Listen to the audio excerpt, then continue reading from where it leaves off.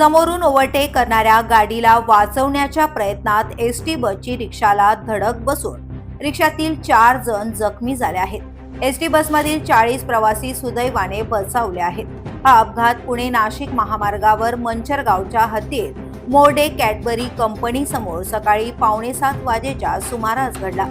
याबाबत मिळालेल्या माहितीनुसार नारायणगाव एसटी आगाराची नारायणगाव ते पुणे ही एसटी बस ही पुण्याच्या दिशेने जात होती।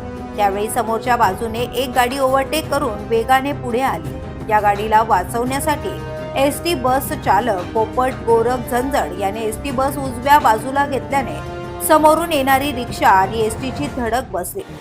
अवसर येथून रिक्षामधून 4 जण मंचर येथे निघाले होते।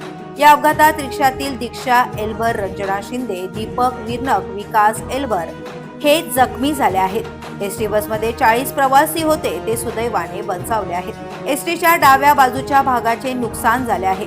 अपघातामध्ये रिक्षाचेही बरेच नुकसान झाले असून 4ही जखमींना मंचर उपजिल्हा रुग्णालयात उपचारासाठी दाखल करण्यात आले आहे।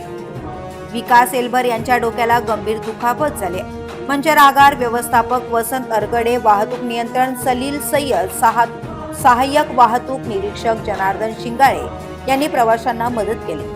त्यांनी एसटी वाहनांमध्ये बसून पुढे रवाना करण्यात आले। या संदर्भात एसटी चालक पोपट गोरख झंझड यांची मंचर पोलिसात फिर्याद दिली असून अपघाताला कारणीभूत ठरलेल्या अज्ञात कार चालकाविरोधात पोलिसांनी गुन्हा दाखल केलाय।